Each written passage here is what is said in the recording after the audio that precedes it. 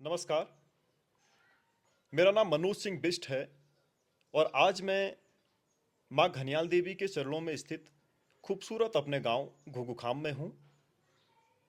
हमारे बीच आज एक ऐसे व्यक्ति उपस्थित हैं जो समाज सेवक के रूप में देश में एक परिवर्तन की राह पर निरंतर कुछ सालों से अग्रसर हैं। मैं उनका मैं उनको आपसे अवगत कराता हूँ। हमारे बीच हैं श्री श्री 1008 जगत गुरु चित्रगुप्ताचार्य डॉक्टर स्वामी सच्चिदानंद महाराज जी। जय श्री राधे। जय श्री राधे महाराज जी, प्रणाम।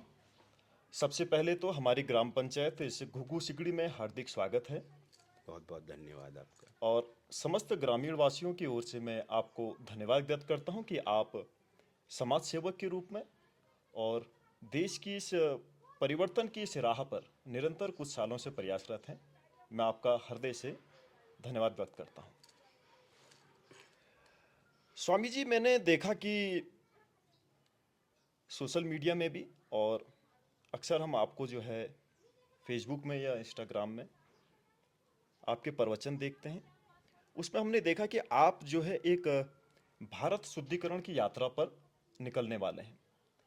ये भारत शुद्धिकरण का क्या उद्देश्य है और किस तरह से आप इसको चलाने वाले हैं? कृपया थोड़ा उस बारे में हमें अवगत कराएं। बहुत बहुत धन्यवाद कि आपने हमारे इस संदेश को देखा। ये एक संकल्प यात्रा है, भारत शुद्धिकरण यात्रा। ये माँ भारती, ये भारत देवों की भूमि है, ये देवियों की भूमि है। लेकिन लगातार कई वर्षों तक इसने गुलामी का दर्द सहा है, जिस कारण से इस माँ भारती को अशुद्ध करने के कई प्रयास किए गए। अलग अलग षड्यंत्र रचे गए, अलग अलग रूप से। पहले मुगल शासकों ने आकर यहाँ पर सनातन धर्म के खिलाफ बहुत कुछ किया, बहुत अत्याचार किए, हिंदुओं पे बहुत अत्याचार हुए। ये समस्याएं धीरे धीरे बढ़ती चली गई। उसके बाद फिर अंग्रेजों ने आकर यहाँ पर शासन किया। तो हमने देखा इन गुलामी के जो समय रहा, ये कार्यकाल रहा, इस कार्यकाल में बहुत सी चीज़ों में सनातन को कई नुकसान उठाने पड़े। कई हमारे मठ मंदिरों को तोड़ा गया, सनातनियों को किस प्रकार से उनके धर्म को भ्रष्ट किया गया।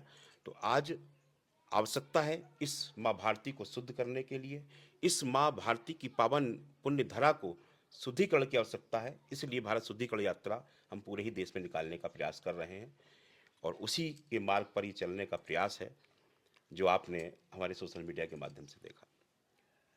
गुरुजी, आप जो हैं एक संत हैं और आपके आश्रम में लाखों अनुयायी जो है अक्सर आया करते हैं। आपकी उनसे भेंट होती है, आप उनके साथ प्रवचन करते हैं, आपको सुनते हैं। आप अपने आश्रम में बैठे बैठे भी लोगों को जागृत कर सकते थे और वहाँ से भी लोगों को जो है इस कार्य में लगा सकते थे अपने प्रवचन के थ्रू। लेकिन आप कह रहे हैं कि मुझे पदयात्रा करनी है इस भारत शुद्धिकरण के लिए। ये क्यों?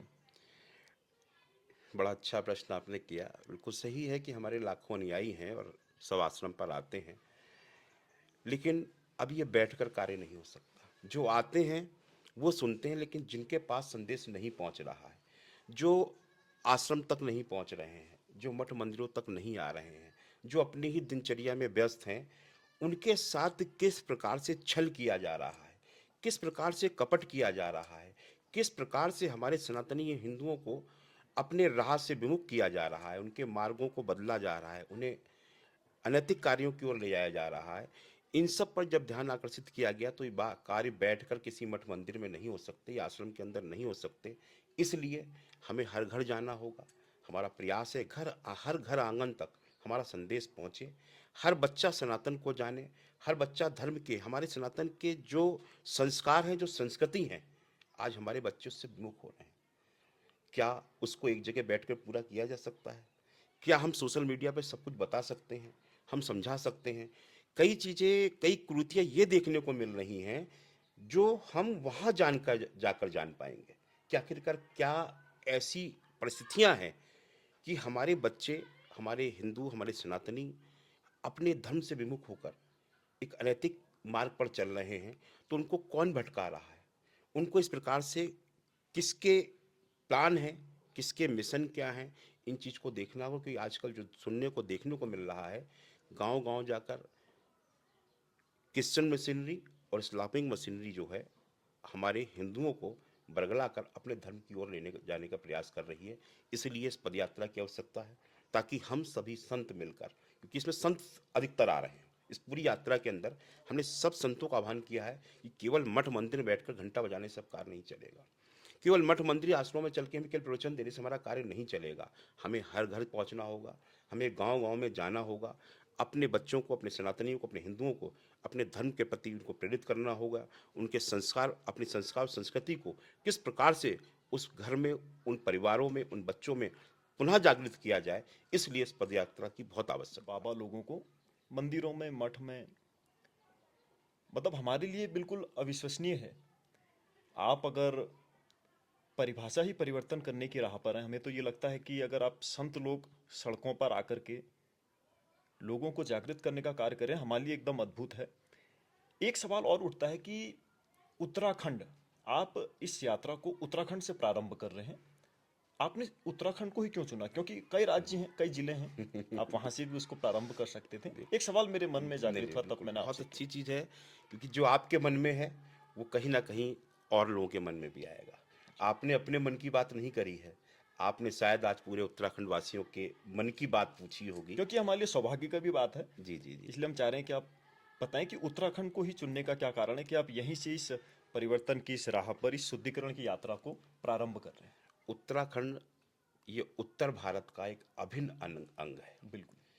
उत्तर भारत आज से नहीं, ये पौराणिक जो हमारी धरोहर है, हमारे जो धर्म ग्रंथ हैं, आप किसी भी ग्रंथ को उठाकर देख लीजिए, आपको इस उत्तर भारत में देवभूमि दिखाई देगी। जितने भी देवों का स्थान है, या कभी भी किसी भी देव ने किसी भी रूप में, ये उत्तराखंड का ही एक हिस्सा, उत्तर प्रदेश का अयोध्या और ब्रज आता है, ये उत्तर भारत का हिस्सा है। बिल्कुल बिल्कुल। उत्तर भारत पूरा ये हिमालय का जो क्षेत्र है, ये हिम क्षेत्र में सभी जगह पर हमारे देव और देवियों का वास है।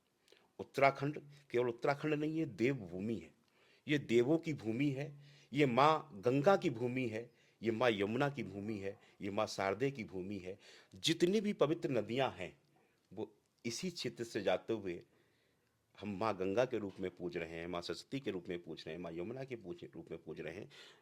ये सब कुछ कहाँ से हैं? ये सब इसी देवभूमि से हैं।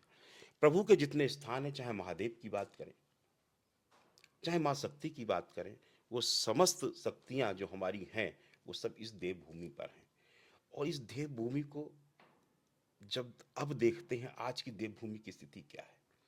इस देवभूमि पर अधर्मी आकर गौ गौ का भक्षण कर रहे हैं।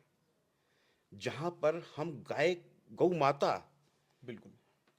जो स्वयं एक देव स्वरूप है, एक देवी का स्वरूप है, जिसके अंदर हमारे समस्त देवी देवताओं का वास दिखाया गया है, आज इस देवभूमि पर उस गौ का भक्षण करने वाले लोग यहाँ पर आ गए। बिल्कुल, ये तो खैर विडंबना है ये हमारी कितने ही। जी। दर्द का विषय है, दुख का विषय है। जब जी। इस पर चिंतन किया गया, वास्तव में हम भारत के किसी भी क्षेत्र से, आज पश्चिम बंगाल की स्थिति बहुत खराब है, हम वहां तक गए, हमने पहले मन बनाया कि इस अच्छा। यात्रा को वहां से प्रारंभ करें, हम्म। लेकिन नहीं है। तब तक इधर की समस्या आई। जब जब उत्तराखंड में आने का अवसर मिला, जब जब इस देवभूमि पर आया, तब तब यहाँ की जब पीड़ा को देखा, यहाँ पे आप जैसे युवाओं से जब परिचय होता है, मिलते हैं, जो आप लोग बताते हैं यहाँ की समस्याओं को।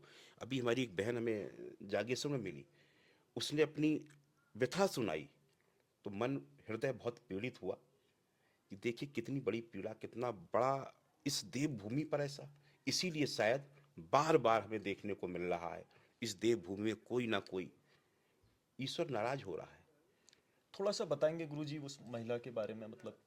उस महिला का, जब उसने बताया कि भी अल्मोड़ा के अंदर एक मात्र शक्ति, देखिए क्या है, ये पहाड़ जो है, ये सबसे अलग है, ये सुंदर है। बिल्कुल और बिल्कुल। इसकी यहाँ की जो सुंदरता है ना, यहाँ का भोलापन है। यहाँ जो भी है, जब कोई बाहर से अतिथि आता है, उसे भगवान के रूप में बड़ा सम्मान देते हैं।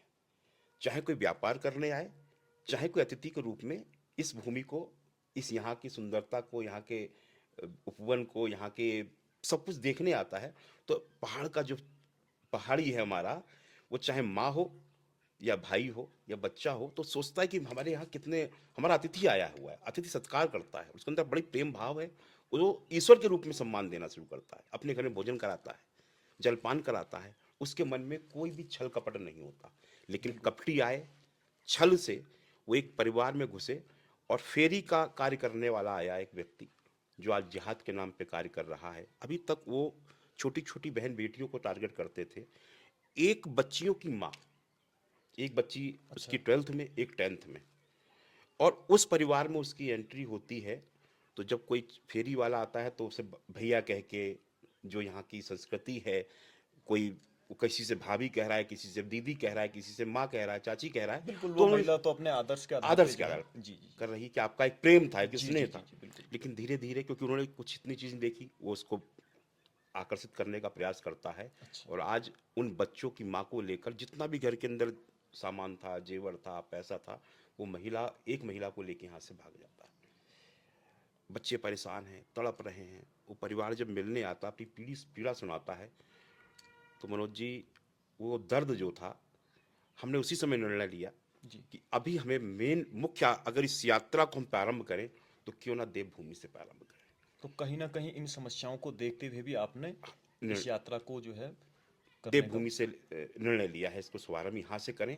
यहाँ से हम घर घर जाएं, गांव गांव जाएं, क्षेत्र में जाएं, जो समस्याएं हैं उनको सुने, उनकी पीड़ा को जाने, उस पे लोगों के साथ चर्चा करें और चर्चा करें, जागृत किया जाए। जागृत किया जाए। इसलिए हमने देवभूमि को अपनी इस यात्रा के लिए, शायद प्रभु का आदेश यही है, जी, जी, जी। भगवान का आदेश भी यही है बिल्कुल। कि आप इस कार्य को करें। और सभी संतों ने, हम तो सब संतों का धन्यवाद करते हैं। जागेश्वर धाम के परम धाम है, वहाँ कुल सब। मिलाकर के सभी देवों का वास यहाँ है, तो जी इस वजह से आपने जो है यहाँ से प्रारंभ करने का बिल्कुल प्रयास किया है इस बिल्कुल। यात्रा को। जी एक सवाल ये भी उठता है कि अक्सर मैं आपको सोशल मीडिया में देखता हूँ कि आप अक्सर कहते हैं कि सनातनियों को ही टारगेट किया जा रहा है, जबकि विश्व में कई और धर्म भी हैं, जी जी। और सिर्फ सनातन पे ही जो है टारगेट किया जा रहा है किसी अन्य धर्म के द्वारा। इस पे थोड़ा सा डिटेल से बता दीजिए कि कैसे, आप किस आधार एक पे। चीज़ और मेरे दिमाग में सवाल ये आ रहा है कि ये ठंड का मौसम है, जी और उत्तराखंड भौगोलिक रूप से काफ़ी दुर्गम है, ठंड बढ़ेगी और बर्फबारी की भी संभावनाएं हैं।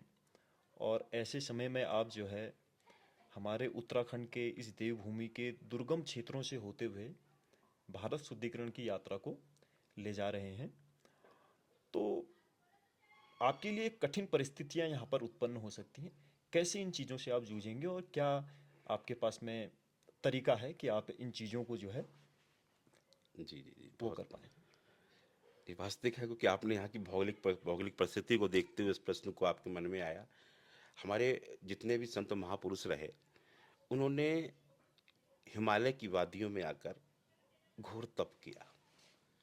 तप करके ही अपने प्रभु को प्रसन्न किया। आज हम किसको समझाने निकले हैं? आज भगवान से आशीर्वाद प्राप्त करके हम अपने लोगों को समझाने निकल रहे हैं। जब तक तप नहीं करेंगे तब तक बल नहीं आएगा। अब यहाँ बर्फ़ पड़ेगी, जब उस बर्फ़ पे चलते हुए हम आपके पास पहुँचेंगे, और भिक्षा के रूप में सिर्फ हम क्या मांगेंगे कि हमें भिक्षा में आप सब एक हो जाओ, प्रेम भाईचारा के साथ कार्य करो। ये एक तप हमें करना होगा, ये हमारी एक तपस्या है। जब हमारे संत महापुरुष हिमालय में बैठकर बिना वस्त्रों के घोर तप कर सकते थे, तब ये इस माँ भारती को, इस सुंदर पावन स्थान को वो जागृत करते थे। तो क्या आज हम मिलकर इस तप पे नहीं चल सकते? क्या इस तप के बल पर हम उस शक्ति को, जैसे आपने कहा आपके इस मार्ग में बड़ी कठिनाइयाँ आएंगी, कैसे एकजुट होंगे?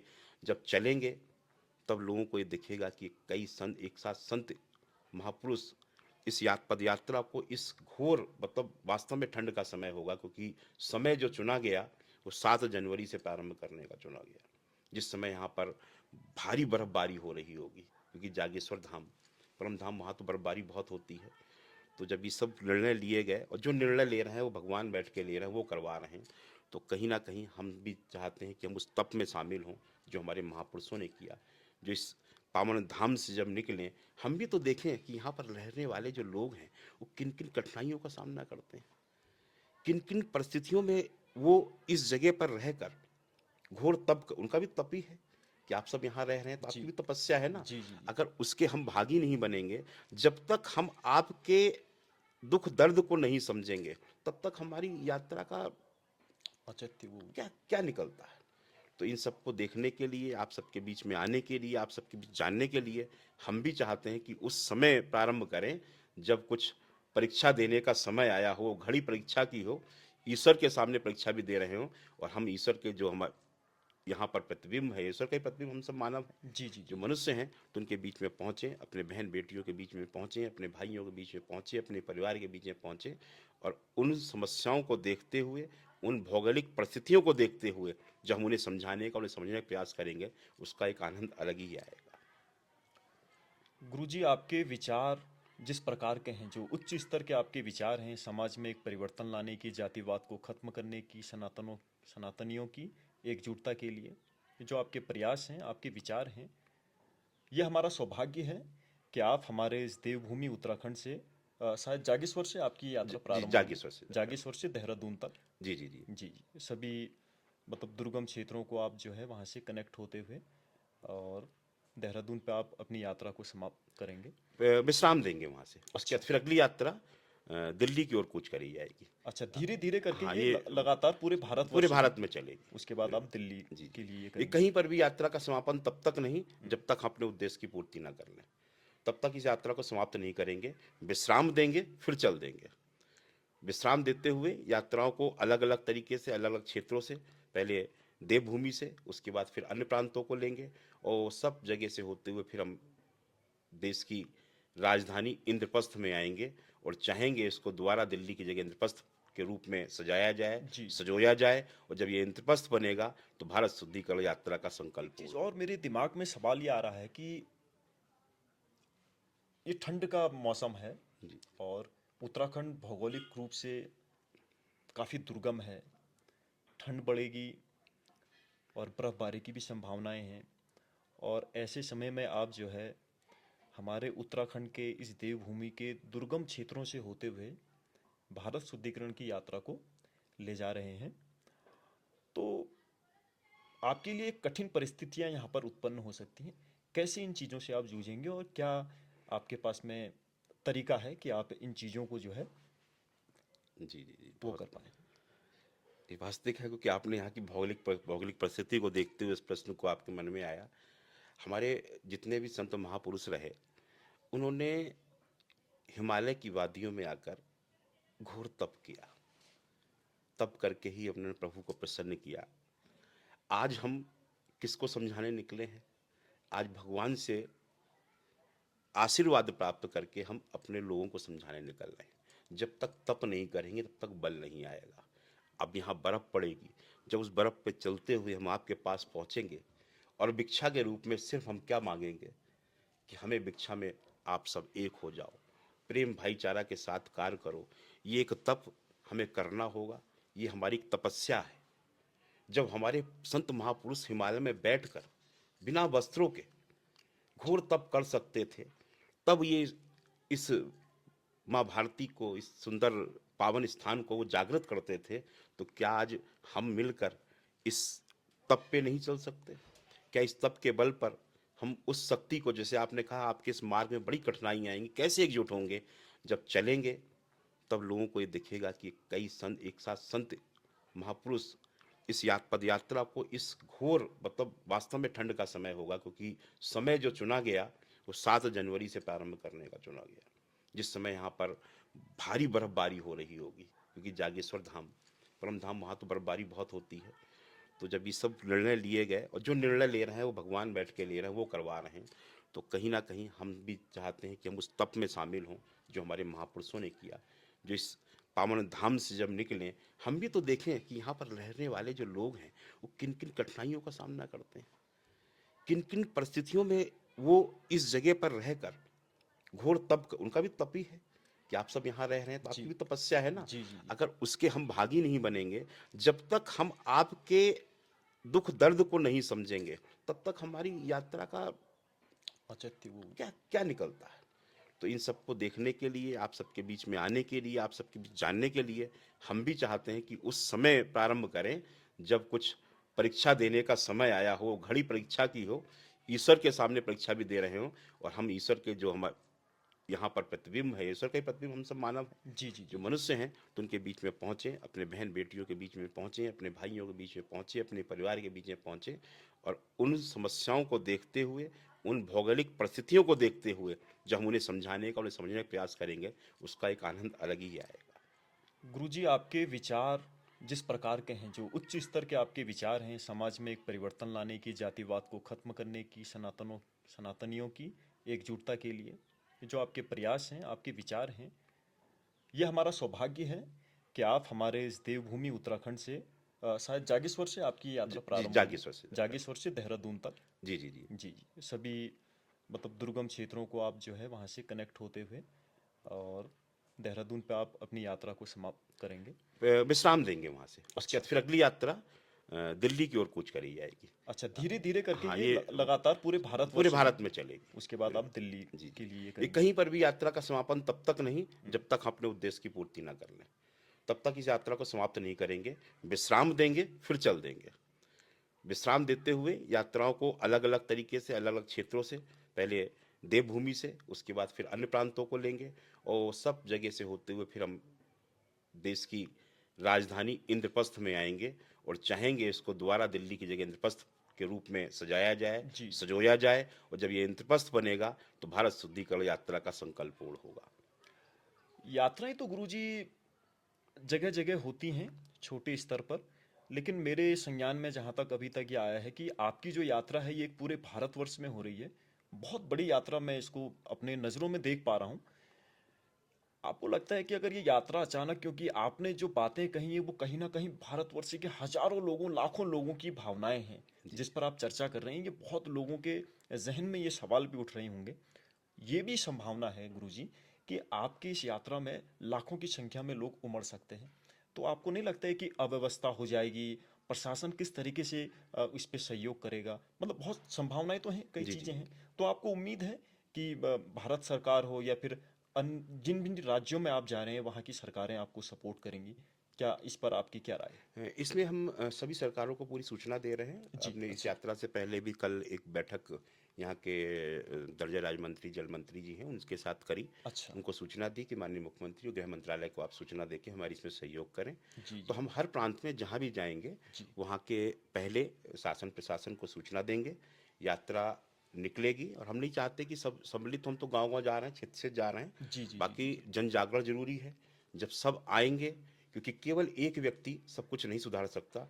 हम चाहते हैं आने वाले समय में हमारी तरह लाखों लोग निकलें, और सब जा जा के अपने अपने क्षेत्र में समझाकर, जो प्रयास हमारा है ये तब पूर्ण होगा, ये संकल्प तब पूर्ण होगा जब ये जन जागरण हर मन में चला जाएगा, और इस यात्रा को हमारे अलावा और भी हमारे सनातनी भाई बच्चे कर रहे होंगे कि गुरुजी हम अब आपके संकल्प को लेके आगे जा रहे हैं। वो एक उस दिन अलग आनंद की अनुभूति होगी। तो प्रयास ही है, बाकी हम शासन प्रशासन सबको सूचना देने के बाद चलते जाएंगे, और इस यात्रा को एक जन आंदोलन का रूप भी देने का अवसर आएगा, वो भी दिया अच्छा। जाएगा। तो सब कुछ करने की तैयारी है, और बड़े स्तर पर इसको, बाकी प्रभु की जो इच्छा है, जो आदेश है, उस पर करते रहेंगे। और आप सब जैसे युवाओं का हमें साथ मिलता रहेगा, तो हमें मालूम है कि जिस युवा वर्ग के साथ जुड़कर हम इस नए भारत का निर्माण करना चाहते हैं, उसमें हम सब लोग इस संकल्प को पूरा कर पाएंगे। दोस्तों, हमारे बीच अभी थे श्री श्री 1008 जगत गुरु चित्रगुप्ताचार्य डॉक्टर स्वामी सच्चिदानंद महाराज जी। महाराज जी हमारे उत्तराखंड से एक यात्रा को प्रारंभ कर रहे हैं, जागेश्वर से देहरादून तक। आप लोगों से उम्मीद है और एक मेरी ओर से आपसे आग्रह है कि आप लोग इनकी यात्रा में शामिल हों और इनके संदेश को जन जन तक पहुंचाने का कार्य करें। इन्हीं शब्दों के साथ मैं आप लोगों से पुनः एक बार यह उम्मीद करता हूं कि आप इनकी इस भव्य यात्रा में शामिल हों और इनकी यात्रा जो एक परिवर्तन की इस नई राह पर है, जो सनातनियों को एकजुट करने के लिए ये प्रयास कर रही हैं पिछले कई वर्षों से, उत्तराखंड की कई ग्रामीण क्षेत्रों में, दुर्गम क्षेत्रों में इन्होंने जिस प्रकार से समस्याएं देखी हैं, उन्हें उजागर करने का काम ये कर रहे हैं। मुझे लगता है कि हम लोगों को इनके सहयोग की आवश्यकता है और हमें इनसे जुड़ करके इस यात्रा को भव्य बनाने की बहुत अति आवश्यकता है। आपका पुनः बहुत बहुत धन्यवाद। नमस्कार।